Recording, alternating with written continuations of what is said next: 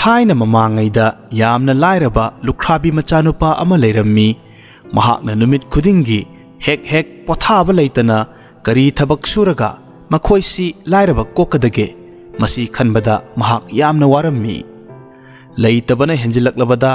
नोंगमदी ममादा हायरम्मी इमा आई लंगफैदा चत्तुना थबक सुरुरगे लदु तरेत खक्तंग ताबियु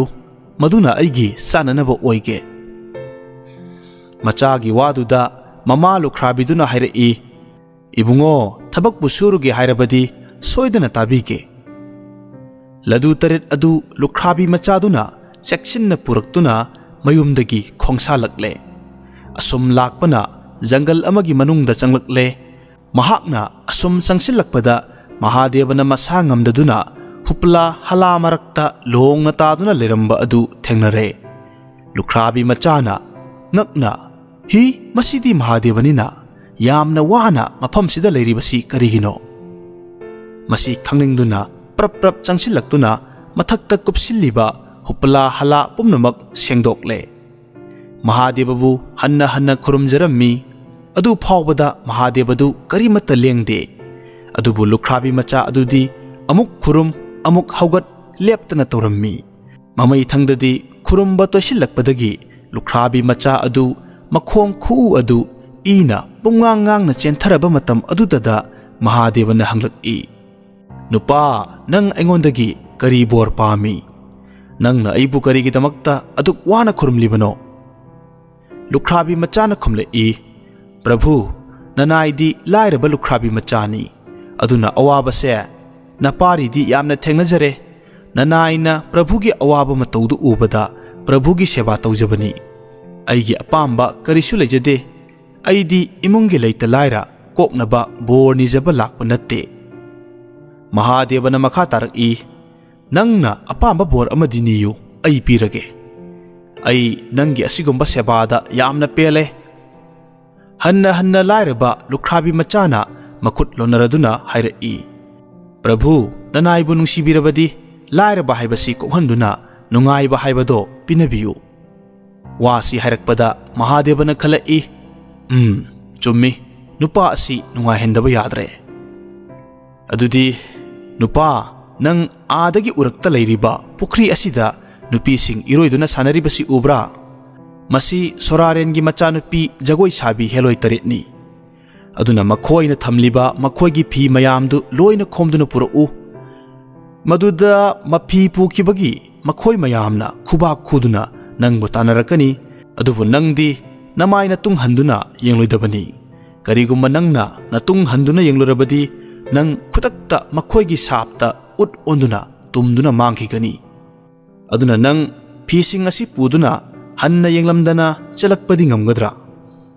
हाइरिबदु लुख्राबी मचाना ngamgani हाइदुना चटख्रे लुख्राबी मचाना फी मयामदु लोइना खोमदुना पुदुना चलकले फी पुखिबा उबदा हेलोय तरेत अदुना अकीबगी खोंजेलदा खुबा खुदुना तानरखी assume तानरकपदगी मखोइगी अकीबा शब्द अदु येंगनिंगमन खदुना मतुंग हन्ना येंगथोकलुरे खुदक्ता साप फंगदुना नुपा अदु उट ओइना तुमले सोमददी महादेव अदु यामना कुइना ngairaba फावबदा लुख्राबी मचा अदु लाकमंद्रे करी तौरबनो हाइदुना ध्यान तौदुना येंगलकपदा उट ओइना तुमदुना लेरे हाइबसी खंगले खुदक्ता महादेवना खल्ली निपा असिदी मंगनबा चुमदे अइना माबु कानबा खरा पिबिगे तौबदगी महाक सिरेदो महाक सिहनबा याद्री हाइदुना ngamdana महादेवदु तपना तपना लाक्तुना उट ओंदुना लेरिबा मपई अदुदा सीदा याय नादा याय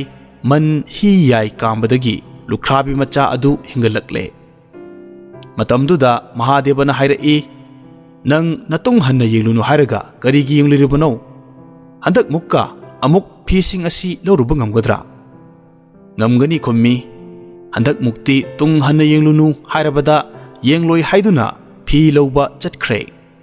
हंदकती फी मयामदु पुदुना तुंग हन्ना येंगलमदना महादेवगी मनाक्ता थुंगलरे हेलोय तरेत अदु प्रप प्रप तानरक्तुना महादेवदु मखोय तरेत न कोशिलगा ꯃꯈꯣꯏꯒꯤ ꯃꯐꯤꯁꯤꯡ ꯑꯗꯨ ꯄꯤꯔꯣ ꯄꯤꯔꯣ ꯍꯥꯏꯔꯛꯂꯦ꯫ ꯃꯗꯨꯗ ꯃꯍꯥꯗꯦꯕꯅ ꯍꯥꯏꯔꯛꯏ, ꯅꯈꯣꯏ 7ꯀꯤ ꯃꯅꯨꯡꯗꯒꯤ ꯑꯃꯗꯤ ꯅꯨꯄꯥ ꯑꯁꯤꯗ ꯂꯩꯍꯧꯔꯣ, ꯑꯗꯨ ꯑꯣꯏꯔꯕꯗꯤ ꯅꯈꯣꯏꯒꯤ ꯐꯤꯁꯤꯡ ꯑꯁꯤ ꯄꯤꯔꯒꯦ꯫ ꯃꯇꯥꯡꯁꯤꯗ ꯍꯦꯂꯣꯏ 7ꯅ ꯍꯥꯏꯔꯛꯏ, ꯃꯗꯨꯗꯤ ꯍꯥꯏꯕꯤꯒꯅꯨ, ꯑꯩꯈꯣꯏꯗꯤ ꯏꯄꯥꯒꯤ ꯖꯒꯣꯏ ꯁꯥꯕꯤꯅꯤ, ꯏꯄꯥꯒꯤ ꯊꯧꯒꯜ ꯊꯦꯡꯈ꯭ꯔꯒꯅꯤ, ꯃꯗꯨꯒꯤ ꯃꯍꯨꯠꯇ ꯏꯄꯥꯒꯤ ꯌꯥꯌꯣꯏꯕ ꯈꯥꯎ ꯑꯁꯤ ꯂꯧꯍꯧꯔꯣ꯫ ꯃꯗꯨ ꯇꯥꯕꯗ ꯃꯍꯥꯗꯦꯕꯅ ꯍꯪꯂꯛꯏ, ꯅꯪꯒꯤ ꯅꯄꯥꯒꯤ ꯈꯥꯎ ꯑꯁꯤꯗꯤ ꯀꯔꯤ ꯀꯥꯟꯅꯒꯅꯤ? ꯀꯥꯟꯅꯕꯗꯨ ꯇꯥꯛꯄ ꯉꯝꯒꯗ꯭ꯔꯥ? ꯍꯦꯂꯣꯏ 7ꯅ ꯍꯥꯏꯔꯛꯏ, ꯏꯄꯥꯒꯤ ꯈꯥꯎ ꯑꯁꯤꯗꯤ ꯊꯣꯛꯎ ꯍꯥꯏꯕꯗ ꯊꯣꯛꯍꯟꯕ ꯌꯥꯕ ꯑꯅꯤꯡꯕ ꯑꯄꯥꯝꯕ ꯄꯨꯝꯅꯃꯛ ꯅꯤꯡꯗꯨꯅ ꯈꯥꯎꯗ ꯍꯦꯛ ꯍꯨꯝꯂꯨꯕꯗ ꯍꯦꯛꯇ ꯌꯥꯎꯔꯝꯕ ꯑꯗꯨꯒꯨꯝꯕ ꯈꯥꯎꯅꯤ꯫ ꯍꯥꯏꯔꯤꯕꯁꯤ ꯊꯥꯖꯗꯦ, ꯆꯥꯡ ꯌꯦꯡꯒꯦ ꯍꯥꯏꯔꯗꯨꯅ ꯂꯨꯄꯥ ꯁꯅꯥ ꯐꯪꯒꯦ ꯅꯤꯡꯗꯨꯅ ꯈꯥꯎꯗꯨꯗ ꯍꯨꯝꯂꯨꯕꯗ ꯁꯅꯥ ꯂꯨꯄꯥ ꯉꯥꯛꯇꯅ ꯈꯥꯎꯗꯨ ꯄꯤꯛ ꯊꯟꯅ ꯌꯥꯎꯔꯝꯕ ꯊꯦꯡꯅꯕꯗꯒꯤ ꯊꯥꯖꯔꯗꯨꯅ ꯍꯦꯂꯣꯏꯒꯤ ꯃꯐꯤꯁꯤꯡ ꯑꯗꯨ ꯄꯤꯊꯣꯛꯈꯤꯗꯨꯅ ꯊꯥꯗꯣꯛꯈ꯭ꯔꯦ꯫ ꯂꯨꯈ꯭ꯔꯥꯕꯤ ꯃꯆꯥ ꯑꯗꯨꯁꯨ ꯌꯥꯌꯣꯏꯕ ꯈꯥꯎ ꯑꯗꯨ ꯄꯨꯔꯗꯨꯅ ꯃꯌꯨꯝꯗ ꯍꯜꯂꯛꯂꯦ꯫ ꯑꯁꯨꯝ ꯂꯥꯛꯄꯗ ꯅꯨꯃꯤꯠ ꯇꯥꯁꯤꯜꯂꯛꯇꯨꯅ ꯃꯥꯒꯤ ꯃꯔꯨꯞꯀꯤ ꯏꯃꯨꯡꯗ ꯑꯍꯤꯡꯗꯨꯃ ꯂꯦꯛꯈ꯭ꯔꯒꯦ ꯅꯤꯡꯂꯗꯨꯅ ꯆꯪꯁꯤꯟꯗꯨꯅ ꯂꯩꯔꯦ꯫ ꯃꯥꯒꯤ ꯃꯇꯥꯎꯗꯨ ꯏꯅꯥꯛ ꯈꯨꯟꯕ ꯏꯃꯨꯡ ꯑꯣꯏꯕꯅ ꯆꯥꯛ ꯑꯦꯟꯁꯥꯡ ꯊꯣꯡꯗꯨꯅ ꯄꯤꯖꯔꯦ꯫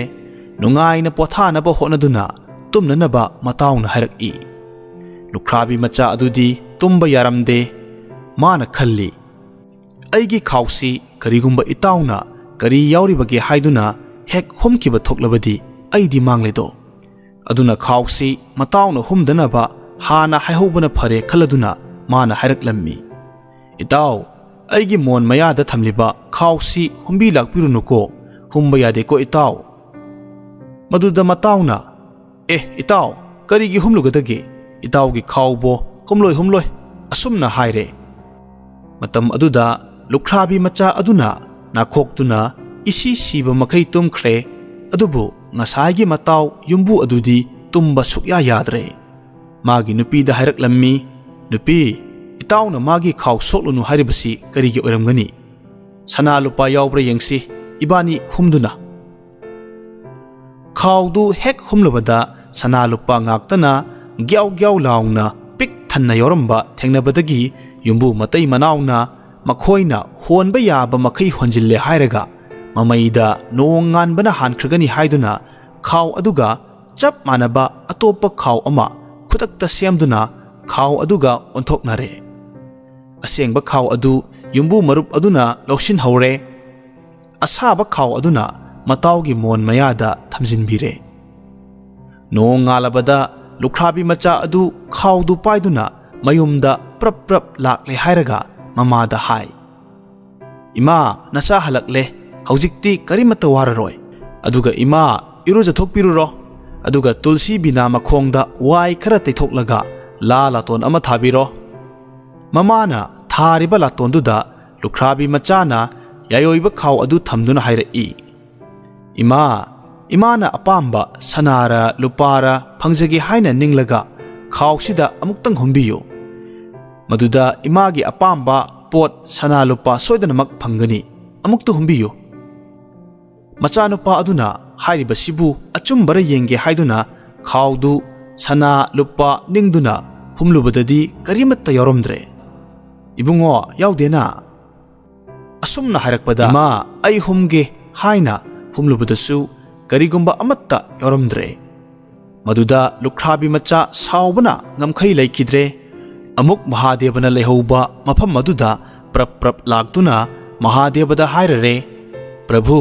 ꯉꯔꯥꯡꯒꯤ ꯈꯥꯎ ꯑꯗꯨ ꯌꯨꯝ ꯌꯧꯔꯒꯗꯤ ꯀꯔꯤꯃꯠꯇ ꯊꯣꯛꯎ ꯍꯥꯏꯕ ꯌꯥꯗ꯭ꯔꯦ, ꯃꯇꯥ ꯇꯧꯕ ꯑꯁꯥꯕ ꯈꯥꯎꯅꯤ꯫ ꯑꯗꯨꯗꯒꯤ ꯃꯍꯥꯗꯦꯕꯅ ꯍꯥꯏꯔꯛꯂꯝꯃꯤ, ꯑꯗꯨ ꯑꯣꯏꯔꯕꯗꯤ ꯃꯈꯣꯏꯒꯤ ꯐꯤꯁꯤꯡ ꯑꯁꯤ ꯑꯃꯨꯛ ꯂꯧꯔꯨꯔꯣ꯫ ꯂꯨꯈ꯭ꯔꯥꯕꯤ ꯃꯆꯥꯅ ꯍꯦꯂꯣꯏ 7ꯀꯤ ꯊꯝꯂꯤꯕ ꯃꯐꯤ ꯑꯗꯨ ꯄꯨꯗꯨꯅ ꯂꯥꯛꯂꯦ꯫ ꯃꯗꯨꯗꯁꯨ ꯍꯦꯂꯣꯏ 7ꯅ ꯐꯤ ꯄꯤꯌꯨ ꯍꯥꯏꯔꯛꯄꯗ ꯃꯍꯥꯗꯦꯕꯅ ꯍꯥꯏꯔꯛꯂꯝꯃꯤ, ꯉꯔꯥꯡ ꯅꯈꯣꯏꯅ ꯄꯤꯕ ꯈꯥꯎ ꯑꯗꯨꯗꯤ ꯌꯨꯝ ꯌꯧꯔꯒ ꯀꯔꯤꯁꯨ ꯊꯣꯛꯎ ꯌꯥꯗ꯭ꯔꯦ, ꯁꯥꯖꯤꯟꯅꯕ ꯈꯥꯎꯅꯤ ꯍꯥꯏꯔꯦ ꯅꯨꯄꯥ ꯑꯁꯤꯅ꯫ ꯑꯗꯨꯅ ꯉꯁꯤꯗꯤ ꯅꯈꯣꯏ ꯑꯃ ꯂꯩꯍꯧꯔꯣ, ꯅꯨꯄꯥ ꯑꯁꯤꯒꯤ ꯇꯥꯂꯣꯏ ꯑꯣꯏꯔꯒꯗꯕꯅꯤ꯫ ꯑꯗꯨ ꯑꯣꯏꯔꯕꯗꯤ ꯅꯈꯣꯏꯒꯤꯅ ꯐꯤ ꯄꯤꯔꯒꯦ, ꯅꯠꯇ꯭ꯔꯕꯗꯤ ꯐꯤ ꯄꯤꯕ ꯉꯝꯂꯣꯏ꯫ ꯍꯦꯂꯣꯏꯁꯤꯡꯅ ꯃꯈꯣꯏ ꯑꯃꯠꯇ ꯂꯩꯍꯧꯕ ꯌꯥꯔꯣꯏ, ꯃꯗꯨꯒꯤ ꯃꯍꯨꯠꯇ ꯃꯄꯥꯒꯤ ꯍꯥꯃꯦꯡ ꯑꯉꯧꯕ ꯌꯥꯌꯣꯏꯕ ꯑꯁꯤ ꯂꯧꯍꯧꯔꯣ ꯍꯥꯏꯔꯦ꯫ Hameng asina kari tawgani hangbada ipagi hameng asidi chaina hek phuba matamda apamba sana lupa makhai thokhanba yaba hameng ni haire. Chumbra yengi haiduna lukhrabi macha aduna chaina set phubada hameng na chongba khudingi sana lupa ngakta gyau launa tarakle. Madu ubada lukhrabi macha adu yaraduna heloi taret ki maphising adu pithokre. Lukhrabi macha aduna hameng adu chingduna purakle. Asum lakpada numit thengkiduna matawgi imung aduda changduna ahingduma lekhigi haire. Matawga magi nupi adugadi mataw lukhrabi machadu lakpaduda makhoina hena harauribani. Numit adusu chak enchang ahawba thongduna pija pithak tawduna matawdu tumnaba seba ningthina tawre. Lukhrabi macha adudi tumba yadre soiduna karigumba mana tumthakraga mana pura iba hameng adu phuruba naluba thoklabadi matawna sana lupa soidana phangkragani khalli. Wakhal asimaktana mahak tumba yaramde. Adunadi masi itawna phu chaidanaba hana hekta haihorage. Madu oirabadi phuraroi khaladuna matawda hairaklammi. Itaw aina pura iba hameng asi phu chaibirunuko. Masi phu chaiba yaba hameng nateko. Mataw yumbu adunasu kari wanone itaw karigi phuruni phuroi asumna haibadagi lukhrabi machadu phuroi doba manduna khudakta isi siba makhai goro khongduna tumkhre. Matam adu phawba yumbu matawdi tumdri magi nupi da hairaklammi. Nupi itawna purakliba hameng asi phuru chairunu haribasibu achamba hamengdi oiramloi masi amuktangdi phuduna yengsi hairaduna chai amana hameng aduda phurubadadi hamengna chongba khudingi sana lupa yamna tarakle. Madu ubada kalak aduna hairi. Nupi masigi hameng asi pikiba yadre. Masina aikhoina lotuna thamhaurasi aduga aikhoigi leiriba hameng angauba adu pithokrasi. Asumna hameng adu tumliba matawgi manakta hanagumna amuk thamkhre. Nong ngalabada lukhrabi machadu magi hameng angauba yayoiba adu puduna mayumda halakle. Mayum yorabada mamada hairei. Ima iru siengna lujabiruro aduga tulsibongda wai khara taithoklo. La laton ama thabiro chai ama pairaga hameng duda phuro maduda sana lupa yamna tarakani. Mamana iru lujaraba matungda wai teire la thare hairaga hameng du phubudadi sana lupa amanta taraktre. Phumanbada mathi chitle. Mamana machanupada ibungo sana thoktene. Machanupa aduna ima ai phugi yengu. Asumna phubadadi madudasu sana lupa amatta thoktre. Madudasu saure papigi macha heloi taret makhoina mata tawbani haiduna Mahadevana lehauba umang aduda amuk chatkre. Asum lakbana Mahadevana leiribaduda sangsillaktuna Mahadevabu hanna khurumlammi. Mamai thangda Mahadevadu haugalaktuna hanglai. Nupa kari tawre amuk hanna laklibadi. Ningba kaina lukhrabi machana. Prabhu ngarangi hamengdusu yum yoragadi karimutta thoktre. Asumna hairabada Mahadevana sauna adu oirabadi hanagumna makhoina iroiringaida makhoina thamlamba phising adu loina khomduna amuk laururo haiduna thakre.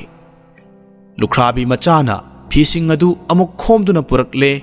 Mahadevagi manakta thamle. Heloi taret aduna makhoigi phi piro mapagi jagoi saba thengkragani harakpada lukhrabi machana sauna makhoigi khaw hameng karimata kanadi haire. Mahadevana handakti makhoi ama lehaudaba yadre makhoina piba pot pamdre haire. Heloi taretna makhoina pikhiba mapabungi yayoiba khaw amadi hamengbu karimata tho'u yade hairibasinadi lambida karigumba amadi toramba tare khanarami. Handakti kanaba afaba pot piba yadre adunadi